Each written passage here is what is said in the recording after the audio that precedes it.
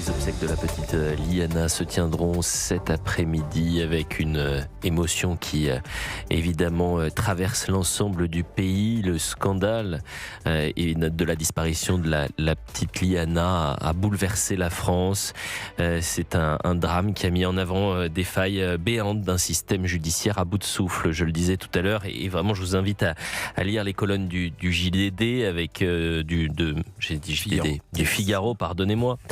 Le JDD, c'est le dimanche. Le sondage présenté avec une majorité de Français qui considèrent que la justice est trop lente. 91% des sondés. 83% des Français considèrent qu'elle n'est pas suffisamment sévère. 83% des Français considèrent que la justice fonctionne mal.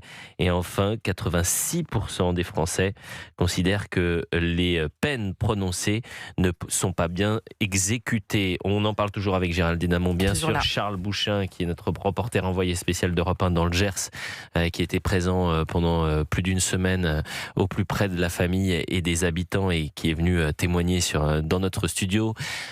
Sébastien Ligné, Éric Revel et l'avocat maître Jean-Christophe Boyer. Vous êtes également très nombreux à vouloir réagir au 01 80 20 39 21. Je voudrais qu'on s'arrête un instant sur l'émotion sur place, bien sûr, puisque cette émotion ne s'estompe pas avec le sujet. Il est signé Lara Legault.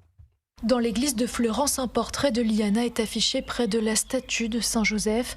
Jean-Christophe est venu y déposer un cierge. Je suis allé me recueillir à l'église devant le portrait de Liana, pour être en union de prière avec la famille et les proches. Je pense que c'était important que j'ai cette phase de recueillement. Bien qu'aucune cérémonie religieuse ne soit organisée pour les obsèques de la collégienne, le curé Don Guillaume tenait à apporter son soutien à la famille. Beaucoup de paroissiens demandaient de trouver un lieu pour se recueillir. Faisant partie de la ville de Fleurance, on se dit comment on peut essayer d'apporter quelque chose dans ce drame. Ici, tous les habitants de la petite commune sont endeuillés. Certains ont prévu d'assister aux obsèques de Liana, comme Cassandra, 24 ans. Si je peux me rendre devant le cimetière, je le ferai. C'est pour montrer à la famille qu'ils ne sont pas seuls. Le temps est au recueillement, mais il n'efface en rien la colère ressentie par ses habitants. Je suis très en colère, parce que la justice, elle n'a pas fait son travail. C'est quelque chose qui aurait pu être évité.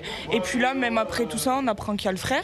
On apprend que le père, ça va s'arrêter quand ? Il y aura un message à faire passer, peut-être avec l'enterrement, en disant que c'est arrivé, maintenant à la justice de faire quelque chose pour que ça n'arrive plus. Les obsèques leur permettent d'avancer, mais ils sont tous persuadés l'affaire Liana restera gravée dans leur mémoire.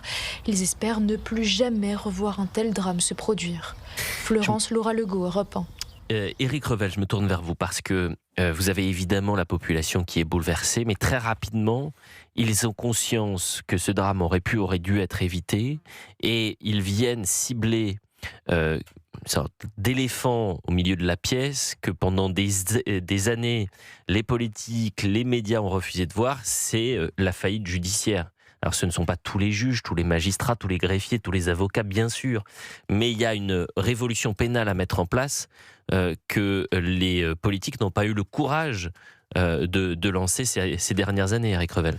Oui, alors moi j'ai écouté avec beaucoup d'attention Charles Bouchin qui nous racontait comment on est passé de l'espoir de retrouver Liana à l'émotion, puis à la colère. Moi, ce que je crains quand même, Elliot, je vous le dis comme je le pense, c'est que à ne vouloir parler que de faillite systémique du système judiciaire au sens large, parce qu'on a eu aussi d'autres témoignages dans d'autres affaires où les gendarmes refusent de prendre les propos d'une maman qui dit que sa fille, elle a des preuves médicales, a été abusée à plusieurs reprises. Parce que si on ne considère que la faillite systémique du dossier, en fait, je pense que les parents sont en attente d'autre chose et qu'il faut quand même identifier des responsabilités individuelles. Parce que si vous n'identifiez pas ces responsabilités individuelles, vous ne pourrez pas remettre en cause la faillite systémique du système. Je suis d'accord avec vous. Voilà. Si on dit à chaque fois tous responsables, et si tous responsables, pas de responsables. Bon. Maître Jean-Christophe Boyer est avec nous. Vous souhaitez réagir ? Oui, je pense qu'il faut faire les deux. Bien évidemment, s'il y a des responsabilités individuelles, elles doivent être mises en exergue et des sanctions doivent être prises. Mais il ne faut absolument pas, à l'inverse, que ça cache ce problème systémique. Je veux juste réagir à ce que vous avez, au sondage que vous avez dans le Figaro. Vous avez indiqué que 91% des Français trouvent que la justice est trop lente. Oui. Je pense même que les 9% restants, ce sont les coupables, en fait, qui parlent. Parce que moi, je n'ai pas un dossier, je le dis bien, pas un dossier où quand on est du côté des victimes, on n'est pas dans l'attente. Je n'ai jamais, dans les plaintes que je dépose, je n'ai jamais de retour de l'enquête préliminaire avant 18 à 24 mois. Je n'ai jamais de confrontation et de garde à vue organisée, quasiment jamais, avant 3 ou 4 ans. Je vais même aller plus loin. Tout à l'heure, vous disiez, oui, bon, il faut quand même agir, et c'est le rôle du politique. Le politique, c'est moyen d'agir, c'est de prendre des décisions, mais qu'il y ait une machine qui puisse fonctionner derrière. Monsieur Darmanin a dit 70 000 plaintes vont être vues avant le 14 juillet. Ils vont le faire, hein. Moi, j'ai 2 gardes à vue qui étaient prévues dans d'autres dossiers de mineurs, mais pas pour des histoires de viol, au mois de juin. Elles ont été annulées. Évidemment. Pourquoi ? Parce qu'on a déshabillé Paul pour habiller Jacques. Alors, bien évidemment, il y a des responsabilités individuelles.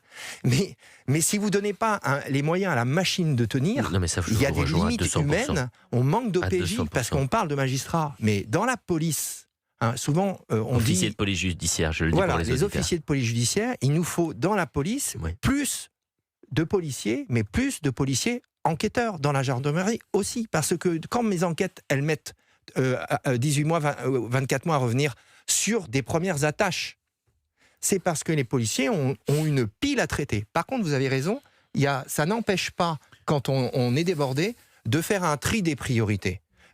On manque de moyens à l'hôpital. Quand vous arrivez aux urgences, on manque de soignants.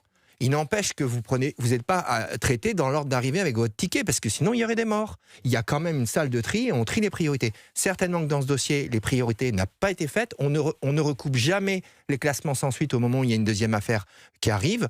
Quand la deuxième plainte de la petite Rosa, quand la plainte de la petite Rosa est arrivée de Toulouse, il aurait dû être automatiquement rouvert l'enquête qui venait de Béthune. Ça, effectivement, il y a un sujet. Mais il ne faut pas que ça cache le manque de moyens. Et j'espère qu'il n'y aura pas dans les prochaines semaines d'autres drames, mais c'est un auditeur qui dit on ne s'occupe pas des plus fragiles. Parmi les plus fragiles, vous avez les enfants, bien sûr, mais vous pouvez aussi avoir les seniors. Quand à Nice, il y a quelques mois, une nonagénaire est battue, violée par un individu qui a ensuite été interpellé, moi je me souviens, ça s'est passé un week-end, on était les seuls à en parler, les seuls. Pourquoi ce viol atroce n'a pas été mis en lumière par les médias ?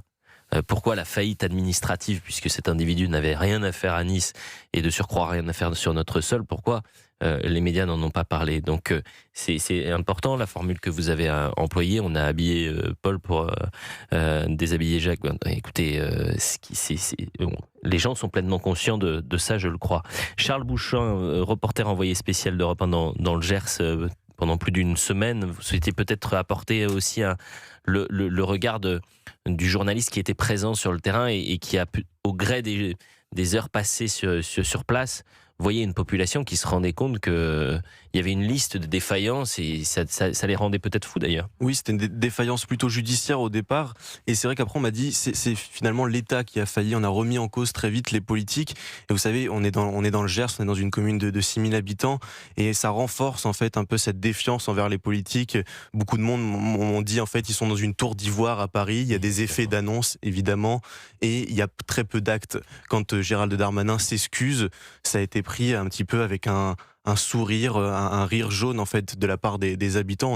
On attend vraiment des actes du côté de Florence plus que des paroles. Alors pour le coup, mais ça je peux le comprendre et bien sûr, mais je préfère un ministre de la Justice qui assume une faillite, va sur un plateau à 20h et dire au nom de l'institution que je représente, je présente mes excuses à la famille et aux Français, plutôt qu'un ministre du sentiment d'insécurité, anciennement ministre de la Justice, qui vous explique que l'insécurité est un sentiment, un fantasme, et qui, au moment de l'affaire Lola, hurle halte à la récupération, plutôt que de nous apporter les éléments et la certitude que ces drames n'arriveront plus. Mais je crois, pour avoir parlé un peu avec des habitants, qu'ils aimeraient plus de déplacements, par exemple, qu'on aille véritablement à la rencontre des habitants, à la rencontre de ceux qui sont touchés par cela. Mais ça, la déconnexion des élites, c'est malheureusement dans tellement de situations qu'on le découvre. Et jusqu'au plus haut sommet de l'État, la formule « on ne répond pas à un drame par des cris d'Emmanuel Macron », on voit là toute la déconnexion du président de la République. Pourquoi je vous dis ça ? En ce moment, je travaille sur un sujet qui va être bouleversant. On est à 10 ans des attentats de Nice, d'accord ? Donc je vais au plus près des victimes de cet attentat et des rescapés. L'un des personnages centraux de cet attentat, vous savez, on a surnommé le héros scooter, me disait « Ce que je retiens le plus de ce drame, ce sont les cris ». Donc vous voyez la déconnexion d'un président. Évidemment que le cri, quand on est au plus près d'un drame, c'est ce qui habite le rescapé, ce qui habite le reporter, ce qui habite peut-être l'avocat que vous êtes, maître Boyer. Cette formule me révolte. Les propos du président de la République, c'est exactement la même chose qui a été répondue à la mère de la petite Rosa quand elle appelle toutes les semaines. Qu'est-ce qu'il dit le président de la République ? Arrêtez avec vos cris, il n'y a rien de particulier. On essaye de dire depuis des années qu'il faut entendre la parole des enfants. On nous dit depuis des années que ce n'est pas audible parce qu'on en rajoute, on en fait trop. C'est ce qu'on dit à ces mères qui ne sont jamais écoutées, qui se retrouvent avec des non-présentations d'enfants parce que le pénal ne suit pas et qu'elles doivent continuer à remettre les enfants au père agresseur.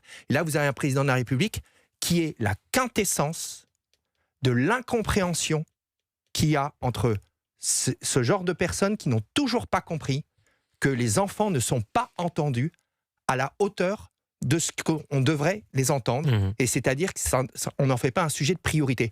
Je suis d'autant plus scandalisé quand on voit les positionnements de sa propre épouse envers les mineurs. Il y a quand même, enfin, je veux dire, il est déconnecté de la réalité par rapport à ce qu'on essaye, nous, dans les associations, de projeter. On ne peut même pas utiliser surtout ce mot « cri » pour renvoyer tous ceux qui aujourd'hui demandent des comptes et demandent surtout que ça change, parce qu'on ne critique pas pour critiquer, on apporte des solutions. Et on nous envoie balader comme ça, sans réponse. C'est inacceptable. 12h16. Merci beaucoup Charles Bouchin d'être venu nous voir. Merci Jean-Christophe Boyer, avocat de l'association Enflons.